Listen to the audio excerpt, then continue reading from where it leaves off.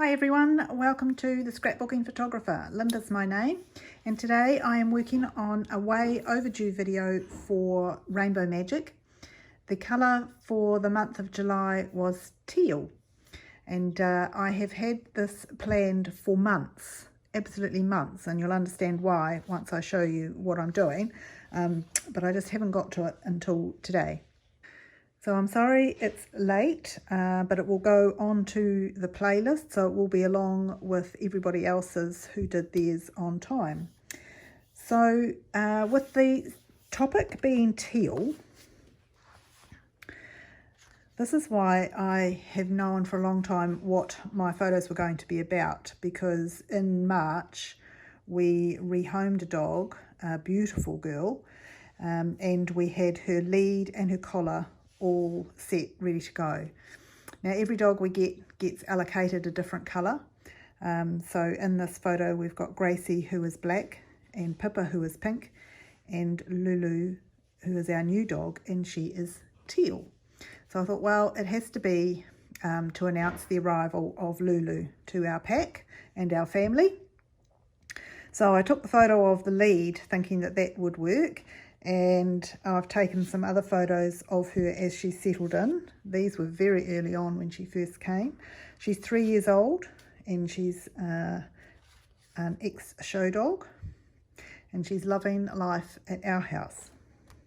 Now, soul scrappers, who I have talked about before on videos, they have a sketch every month that you can follow. And this one, although it was about dogs, the layout really appealed to me. So I'm going to use that as some inspiration to get started. As far as paper goes, I have got some Lagoon from Close to My Heart. I'm using all Close to My Heart things. Some die cuts, and also Glacier is a lighter form of teal. So I've got some of that as well if we need it. Now this piece of paper obviously isn't the right colour, but the zip strip may well come in handy, so I've got that out as well.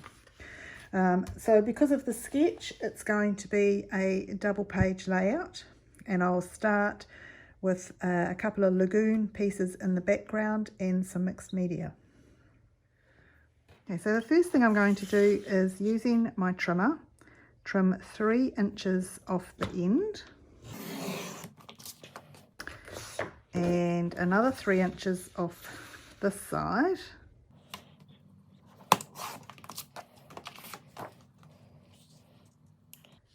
and that gives us the basic start there, and I'm doing the same on the other side, and that'll give us a few nice offcuts as well.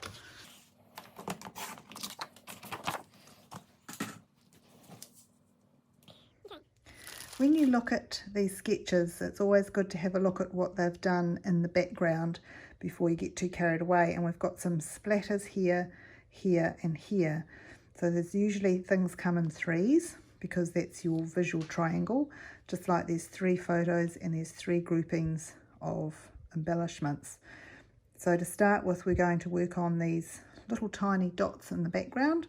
1, 2, 3. And there's several ways we could do it. We could splatter the ink, but I've tried that and it didn't really work very well, because it was just a bit too pale and didn't have enough substance to it. So what I'm going to use is try next is the plastic bag method. By just dipping the plastic bag into the ink and putting a little bit of colour here. So it's not going to be spots, but with this colour I think it's going to have to be a little bit more than that for it to show through. Okay, so that's a bit more like what we're looking for. So that's enough on that page. I'll bring in the left hand page and we'll do the same. Now it's got some down here.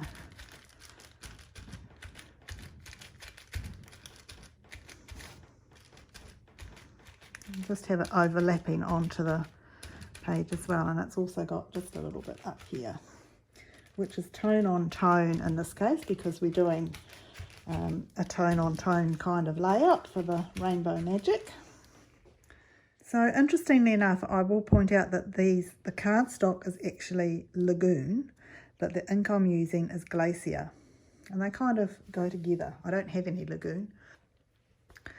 Okay, so the next thing we've got is a big strip of paper going through here and a different piece on this side. So the trick here is to find two pieces that coordinate, and then there's a third one that goes behind those photos and a journaling strip.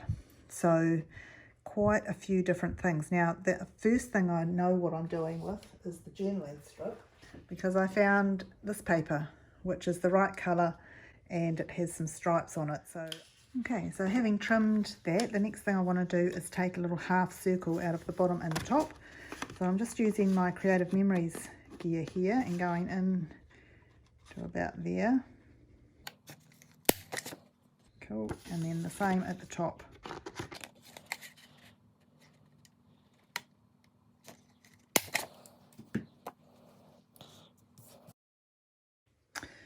So we've now got our back pieces done, the journaling strip and the splashes. Now you'll see here that the piece of strip that goes on the right hand side tucks underneath that journaling strip.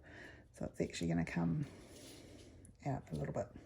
Okay, so the next thing is to find these three coordinating papers that are going to work with the colours we've got. And I've got this one and I've got that one. Now this one is quite easy on the eye, so I'm thinking that that might be good with something that's got a little bit more activity going on it. And then the third one might end up just being the back of this, which is the Glacier, and that's the same as the ink colour, so that might correspond quite well. Okay, so I think what I've decided is if we do big strip through here, so I'm going to cut the zip strip off. So when you cut these zip strips or branding strips off, it's really good to keep them to one side because they will come in handy with other projects.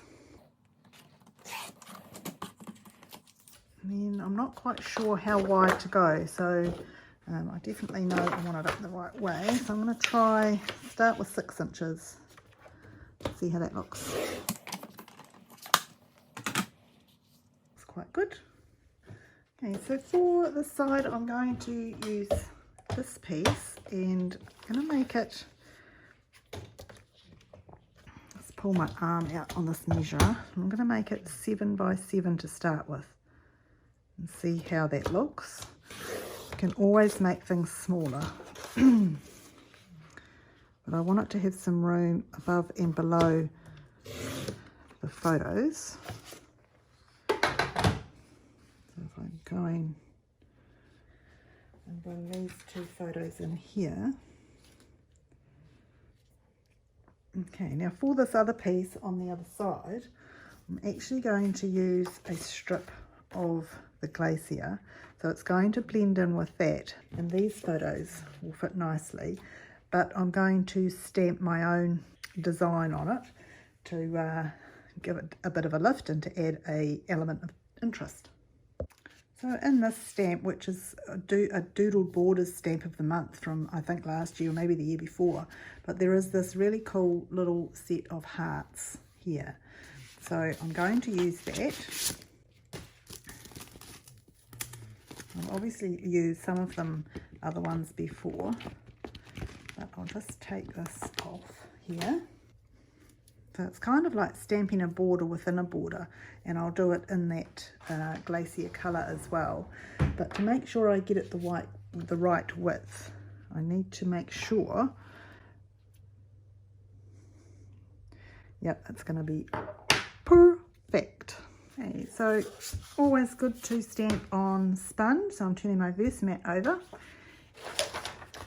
Okay, and I'm going to put a piece of scrap paper underneath, so that if I go off the edge, it won't matter. I won't show you all of this in the video, but just so that you can see me get started. I'm just going to line this up here and sticking right to the edge. So then it's just a matter of lining it up and continuing on.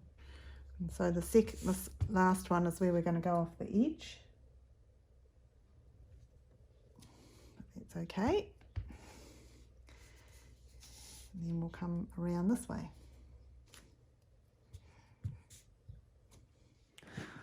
Okay, so that's made a nice effect all the way round. And so to make sure we've got it the right width, it's just going to border these photos quite nicely. Now I only want 3 photos on there, so where I live I can't print anything smaller than 4x6 without travelling for quite a way to get that done. So what I've taken to doing is combining 2 photos into a 4x6 and sending that to the printers. So they print it like this and I cut it up. I have the tools to cut them, so it's not a problem. Okay, so now I have 4 photos and it's a matter of which ones am I going to use. I think the lead one has to be used, and then I'm thinking one of Lulu with my husband and then one of the 3 of them. Okay, so this is the left-hand page. The right-hand page, sorry. And that's going to go over to the other side. And then we want 1 right on the edge there, 2 with a little gap in between, and 3. Okay, so I need to finish the stamping just down that side there. Now I've got it all lined up so that we know where we're going, but I don't really want it on the photo.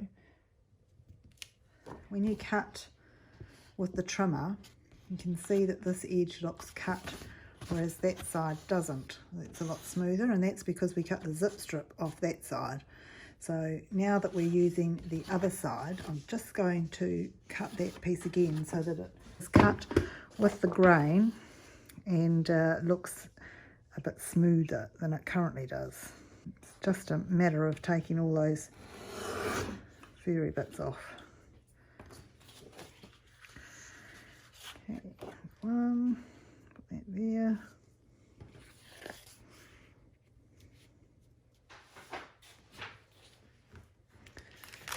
Bring in this side.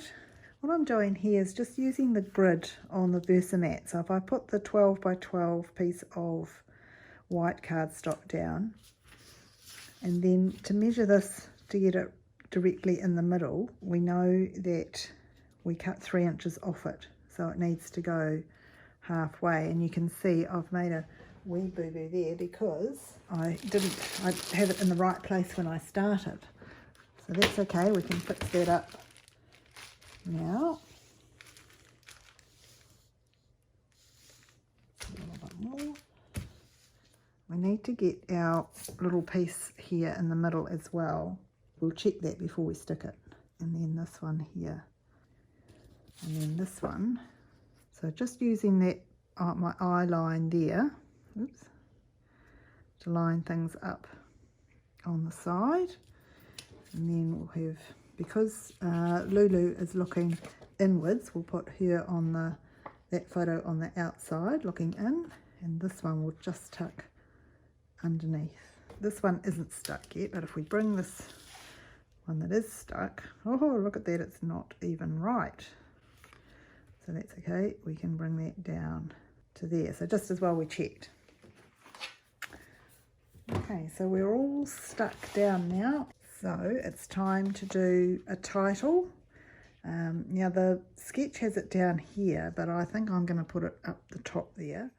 So I only need 2 letters from my die cut set to make her name, and I'll just do them twice over. And I'm thinking I'm going to do some in the lighter side of this, so in the lighter colour of that, and also in this figured piece. And I'm going to put them up there, I think. Okay, so I've got 2 sets, and I'm just trying with one. When I was playing, I actually quite liked putting them there without any kind of formality to them. What do you think?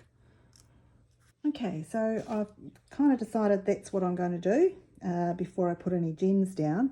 And I'm going to use a little piece of this cardstock down the bottom here just to put her kennel name, which is Sandalwood All Eyes on Me. I'll just print that off camera so I can do it carefully. These flowers that I'm sticking down came as part of a deal with the Cardstock Carnival this year with Close to My Heart. So there were lots of different sheets in different colours, and each sheet is two-sided. So on one side it's a little bit glossy and darker, and the other side is light. So I didn't quite know when I was ever going to use this colour flower, but there we go, it's come in handy for this layout. So I'm just randomly putting those letters down and then attaching the flowers and some more teal leaves that have come from the same Cardstock Carnival pack, and Lulu's kennel name down the bottom there. And then I'll attach a few gems and even swap them around a bit to get different sizes and different looks. Then when I stand back and look at the layout, it just needed a little bit more of the plastic bag ink added around in different places. So I did that, and also added a little bit of silver shimmer brush, just to give it a little bit of a lift. You can see in the right light the little bit of extra bling that brings. So then the next day I had a look at it and decided it just needed a bit of a frame around it. I toyed with putting it right on the outside of the white, which would have been easier, but in the end I decided to bring it in 1/2 inch or 1/4 inch and just have a crisscross around the outside. So I cut 6 lengths of the same colour in 12-inch strips, and then cut them up to go underneath the paper that goes the whole length of the page. And it did mean that on the left hand side I needed to shift the letters down, but I like the finished product with them looking more framed. So that's my contribution to Teal. I hope you get to see everybody else's as well. Thank you for watching today, and happy crafting, everyone.